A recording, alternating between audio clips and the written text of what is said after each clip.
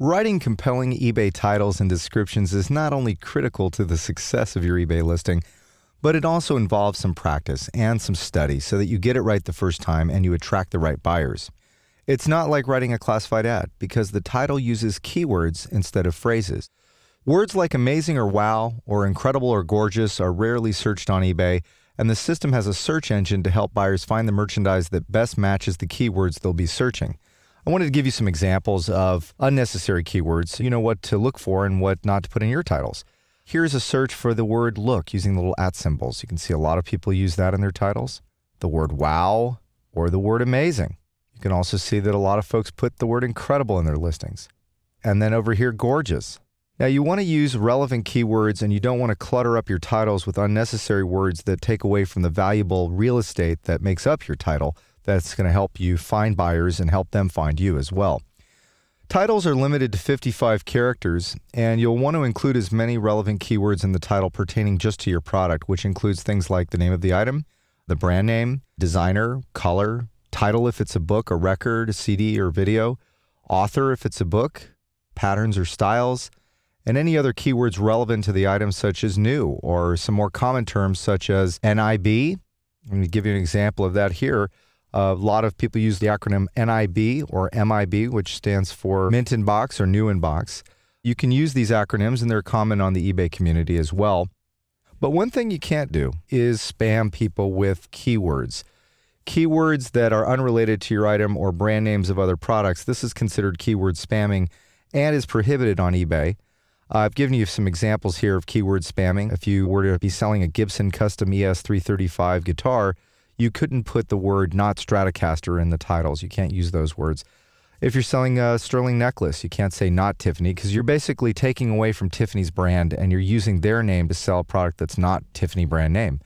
If you were selling an Acme 17-inch widescreen laptop, you couldn't use the words Toshiba or Sony or Dell if that's not the brand that you're selling.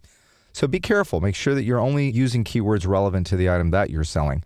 There are some exceptions to this. You can actually use brand names if you're selling compatible items. So for example, if I had an iPod or an iPad or iPhone universal compatible charger, I could definitely use those keywords, those brand names in my title. If I was a seller of Xerox replacement toner cartridges for work center machines, I could go ahead and use the Xerox name as long as it was clear that they were generic replacement toners. Or there are some unusual exceptions, such as using the word Tiffany-style lamp. That's just a very common and acceptable use on eBay as well. Mastering your titles involves reading over successful, completed listings and seeing the highest selling prices and reviewing keywords used by other sellers and capturing them for your own listing. It is okay to copy titles, but eBay does not permit you to copy someone else's description or photographs.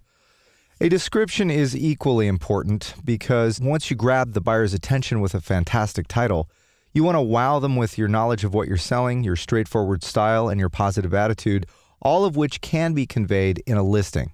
Tell us about the item briefly. Avoid being long-winded, or you might lose your buyer's interest. Answer some questions. What's the material, or what's the condition? Tell us about who made the item and why it's important. Describe the condition in more detail and give dimensions or mention any notable features or markings. Talk about what accessories come with the item. And is everything that you're photographing also mentioned in the description? You want to ask yourself these questions. Is there any history or provenance about the item, such as if you're selling collectibles? Is there something interesting about the item that might be a story there? How may the item be used? Talk about your value proposition and if you're saving the buyer any money in any way. Some buyers who purchase collectibles like it when you tell them a story about the item, but for more straightforward merchandise such as new electronics, buyers just want to know the facts and they want to know what they're getting in the box, so just give them the details. I'm going to walk you through some examples of some titles and descriptions. This is a new Super Mario Bros. Nintendo DS game, and this seller used catalog information that's provided through eBay, so you can see the details here. They've provided condition, genre, UPC code, and so forth, plus this is detailed information provided through eBay's catalog system. So eBay has this already in the computer, and the seller selected that information for games. Some categories have that. But the seller also provided his or her own information here below. And I would recommend maybe not using such large fonts. That's a little bit much, but you can see the details. I'm selling a Nintendo DS Super Mario Bros. Game, never opened. That's pretty straightforward. You know what you're getting. It's brand new. It's pretty easy to understand. Let me show you another example of a description.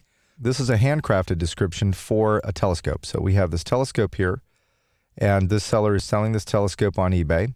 I saw that it was used here in the condition. And there's some details about the telescope, its age, filters, programs, computer tracking system, attachments, and so forth. There's also some comments and some boasts here, like this telescope is capable of seeing the ice caps on Mars, get a beautiful view of Saturn's rings.